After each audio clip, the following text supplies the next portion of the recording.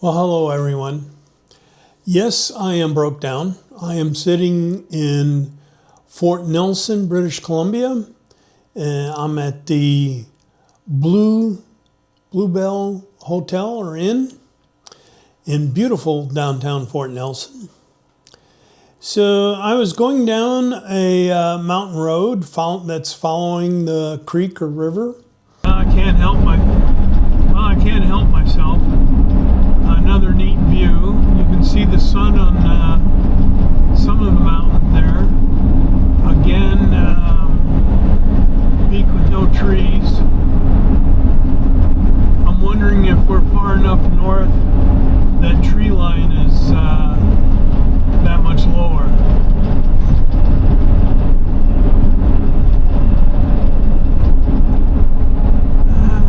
No road lines. Okay, so we're hitting dirt again. And, you know, there's lots of ups and downs and turns and all that kind of good stuff. And did I mention that there was a thunderstorm going on at this point? Rain coming down in sheets, low visibility, and just adds more excitement, lots of hail. So it's starting to let up a little bit. And I'm going down a hill. And I'm using cruise control to do engine braking. And all of a sudden, things kind of go to hell in a handbasket. I realize that I step on the accelerator at the engine revs, but nothing really happens. I am able to coast into, fortunately, a very large pull-out area, stopped, and there I was.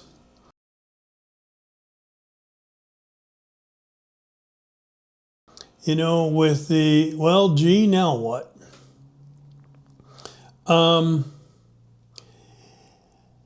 With the help of Mary Beth, which for those of you that don't know, is also called MB, goes by Liz, and usually daughter. She was able to locate a towing service for me in Fort Nelson. This was Friday night. Fort Nelson is a ways away, but I knew I had to go someplace that would have fairly large service facilities of some type.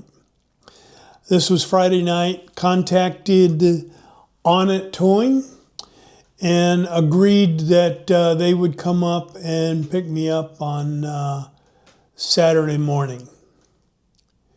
Was able to get some pictures around the area Saturday morning.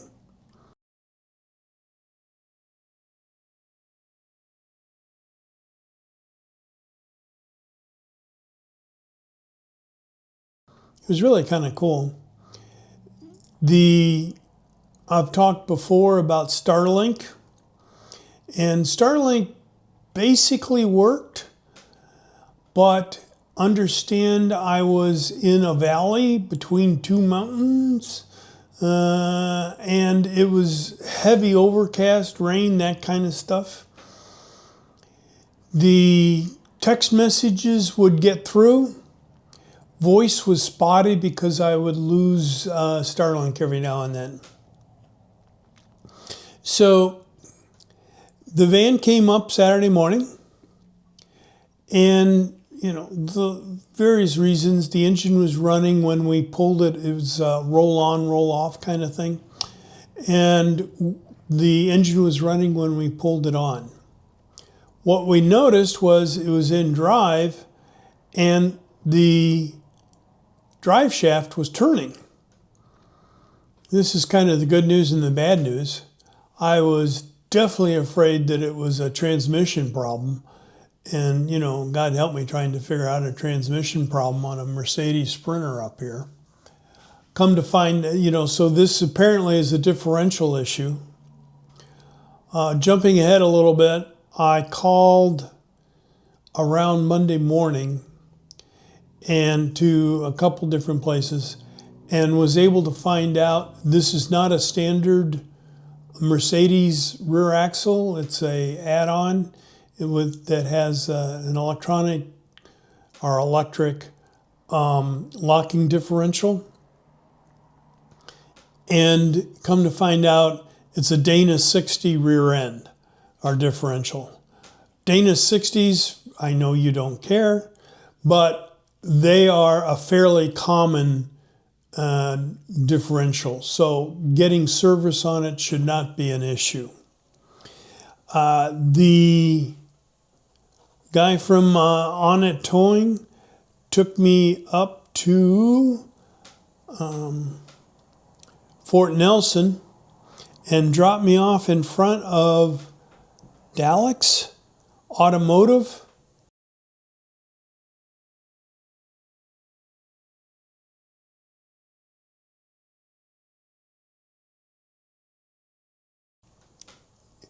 The drive from the turnout where I was parked to Fort Nelson, this is along the Alaskan Highway, by the way, was like 2 hours. So that was, I had a ways to go. And aside, they charge by the hour and not by the kilometer. Okay, to help things along,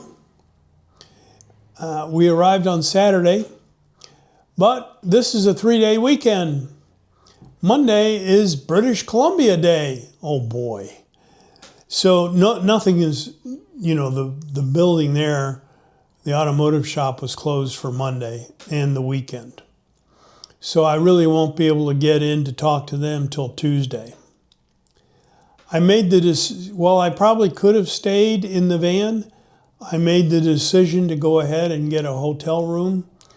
And MB was the one that found the Blue Bell Inn for me.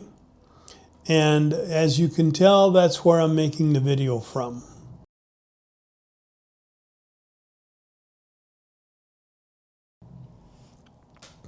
So there's not a whole lot going on here in Fort Nelson.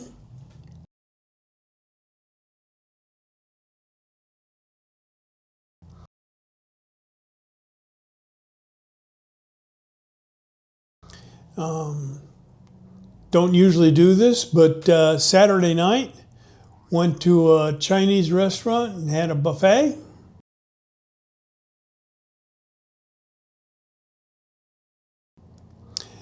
Sunday afternoon, went across the street to the A&W.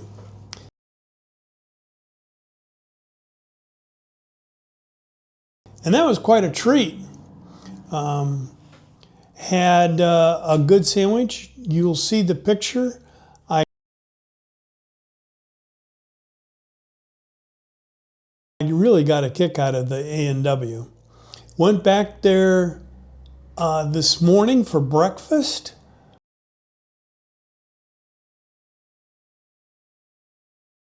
You won't believe the breakfast. I have a picture. You won't believe the breakfast I got at an A&W.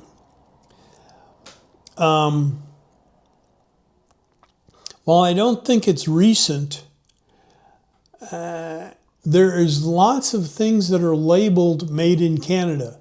A lot of the canned goods I've gotten have made in Canada labels. I have a Mickey D sign that has the little Canadian emblem in it.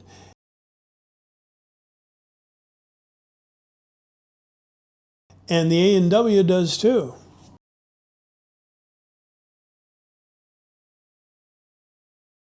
So, was really kind of surprised by that. Or, well, maybe I shouldn't say surprised.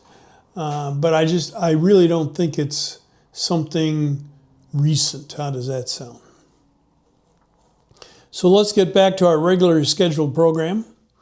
We'll start out on the 31st of July now. That's a Thursday.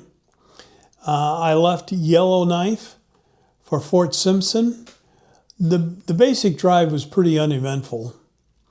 There's a video that I have that I'm driving through the remnants of the forest fire again.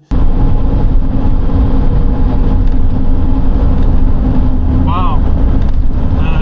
It has gotten super smoky. You can see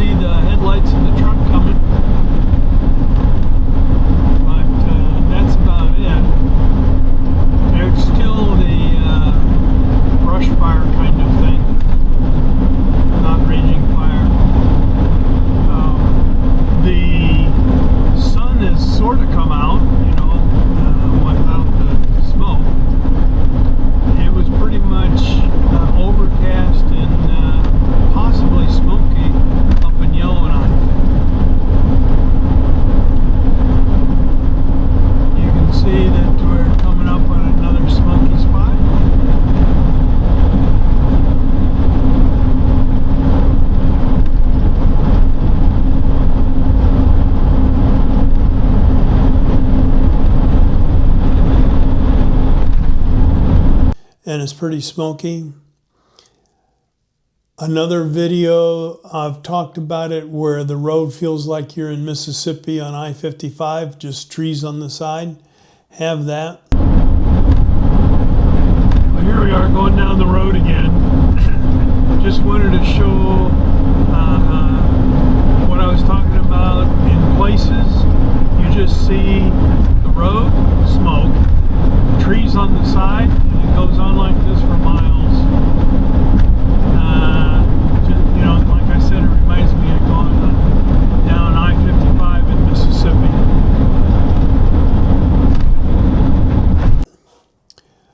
Stop for diesel along the way. The mosquitoes were absolutely atrocious. I have on a you know, the net hat.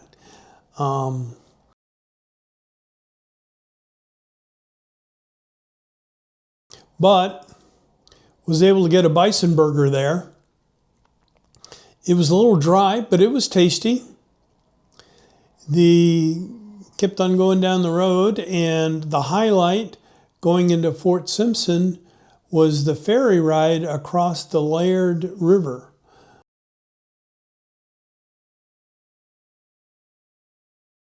The ferries here in the Northwest Territory are free. I think it's a catch-22 for them. Do you build a bridge or just operate a ferry? And they went for the ferry. Friday, I got up and was actually didn't realize what time the ferry started, which was 8 a.m. Got there early and was first in line.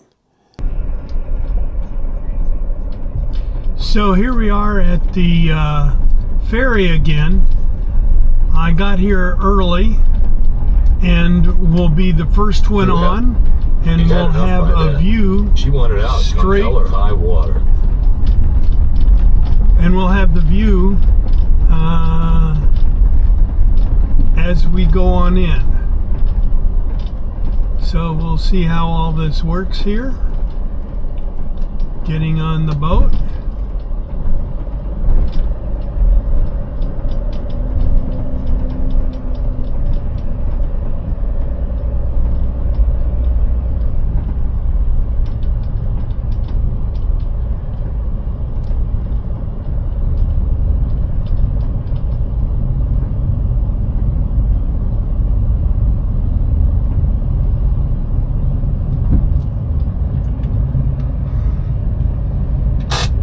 So now on the boat, I'm going to just leave recording on here. The idea is we will be able to see where we go. I did not realize that the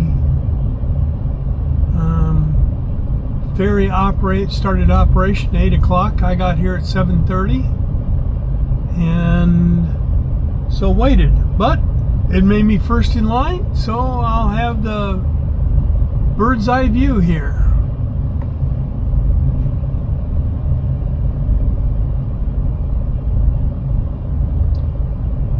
They're loading the cars on.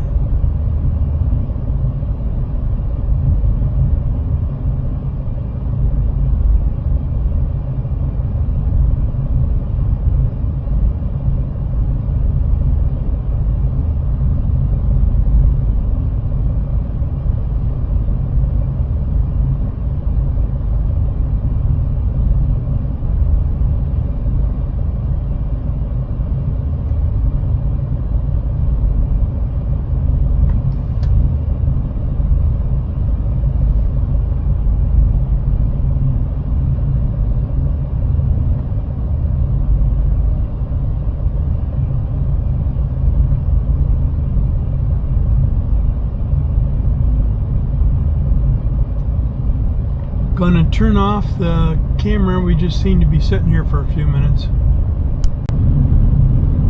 Well, here we go. And heading across the river.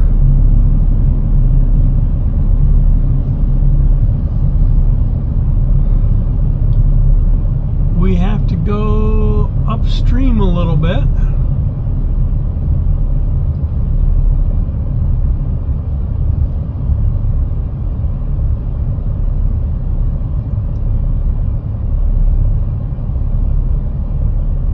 You can see where we're supposed to go now, I hope.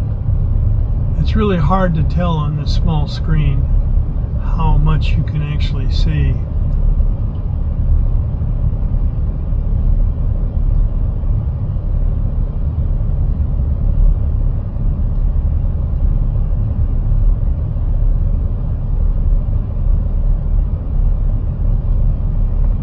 So going across, the first time I was on the other side of the ship, and this time we're on the left or port side. But it's always the downstream side that he seems to be loading. He doesn't load full width apparently. No idea why. Observation, that's all.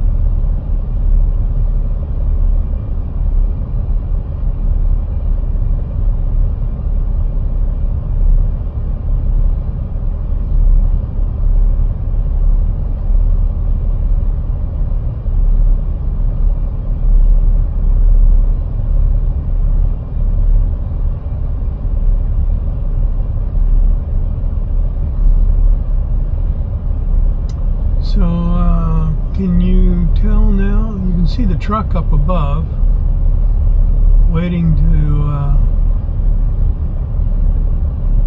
come across. We obviously are on the upstream side of the road right now.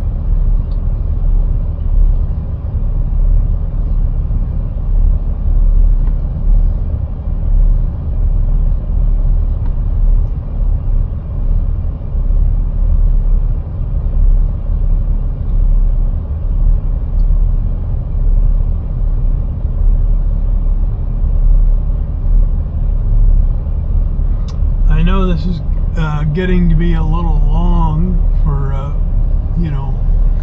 a video, but we're crossing the river, getting close,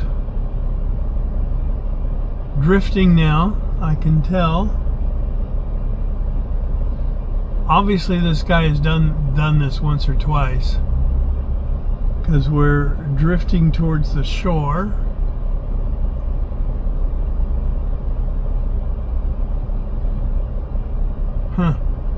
Really turning a lot.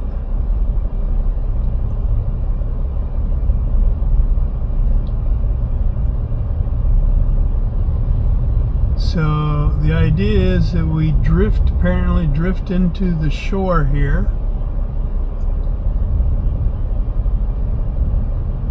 And then he's going to rotate the boat once we get close.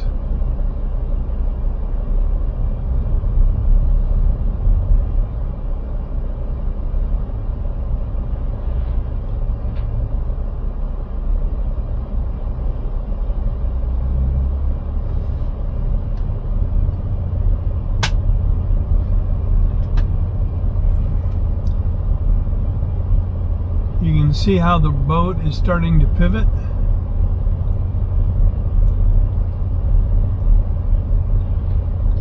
Oh, we just hit the bank.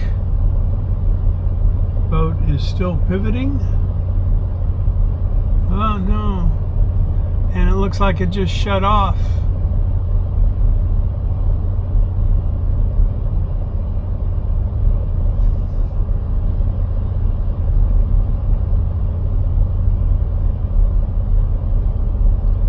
least the screen did. I think I might still be recording. There's a red light blinking.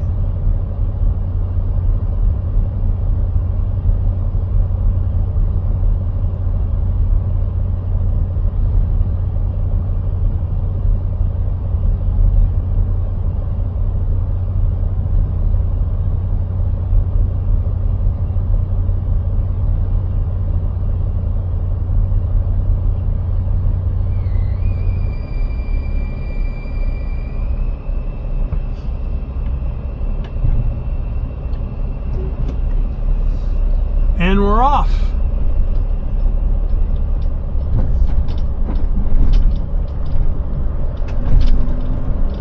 Going up the hill.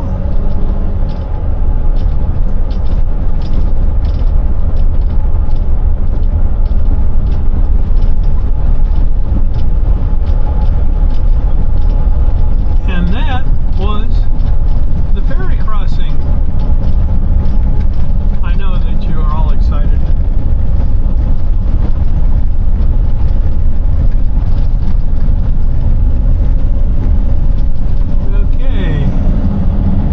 So you will get to see a video of crossing the Laird River in a ferry. I know you're excited.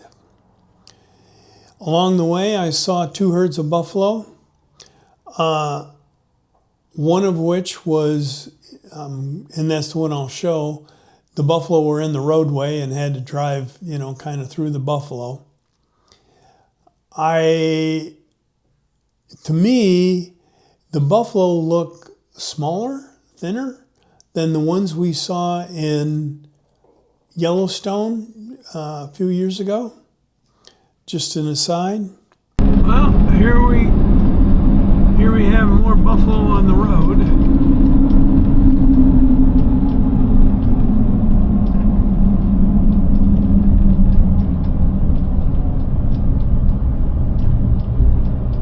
Have little ones as well.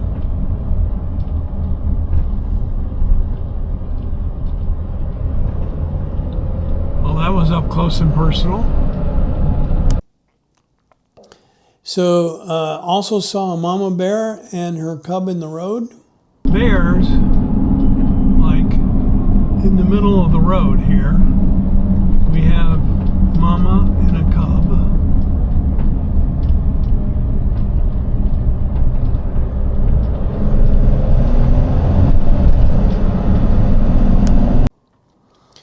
And this takes us, the road I was on is part of the Northwest Territories road. It drops down into British Columbia and hits the Alaskan Highway. And I was on the Alaskan Highway, which there's some videos here and there of that when I had the breakdown. So, unrelated side notes.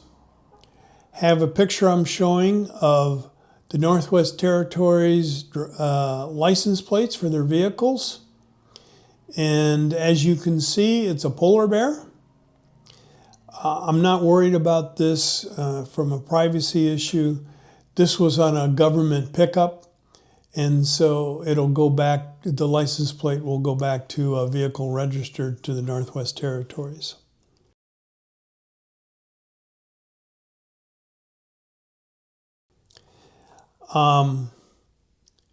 Going to bring up, there's a book, magazine, it's hard to call it a magazine, it's so big and thick, called The Milepost.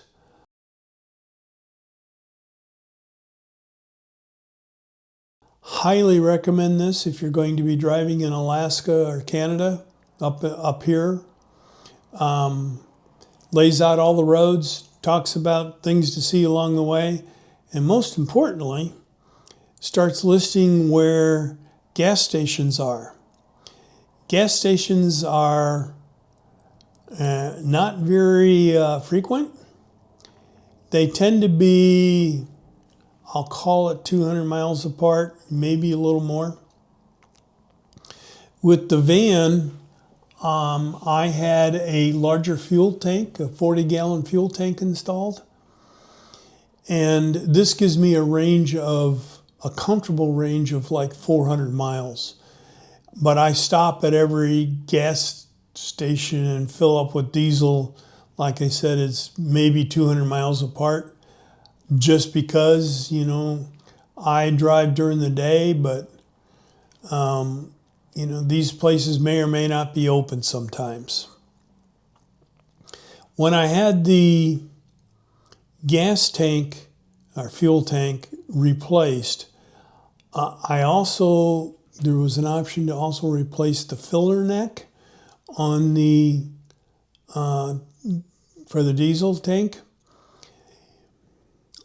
This turned out to be a very good thing. Up here, when you go to the typical truck stops, you know, and you see the trucks on one side, the fuel nozzle that they use, let's call it an inch in diameter, which is larger than when you get diesel at the auto side. Those nozzles are much smaller. The point is, with the new fuel filler, I can take those larger nozzles. On this trip, I've ran into 3 occasions where I had to take the larger nozzle, and it worked fine. There's a couple videos that I have. I'm showing one about dirt roads. So just thought I'd show you that I'm heading down the road towards Steamboat. I've left Fort Simpson and am on a dirt road. These dirt roads are far better maintained than the dirt roads around Utah, and apparently they spray them with something to help keep the dust down. You can kind of tell the difference in color, you know, between the very side shoulders, if you will. But I just thought I'd show you that here we are, heading down the road, and it is dirt road. Alex is getting very dirty, by the way. Road that I was on from Yellowknife to British Columbia, there's stretches in there well over 100 miles, probably more like 150 miles, that are dirt. These aren't gravel, they're dirt. They're well maintained by the Northwest Territories. I was able to do 50, 60 miles an hour on them without any trouble. And this wasn't just me going fast. I mean, they're well graded, well maintained. I went through a couple construction sites where they put down rock chips.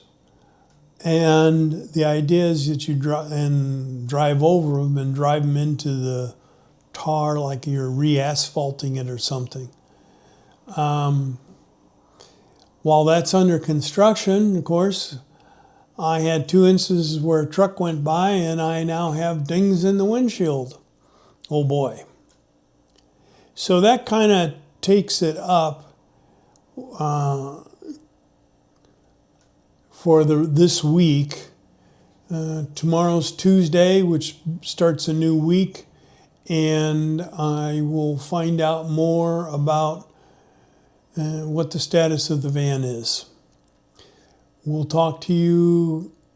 I may put out an intermediate one, video, may or may not, depends on what happened with the van.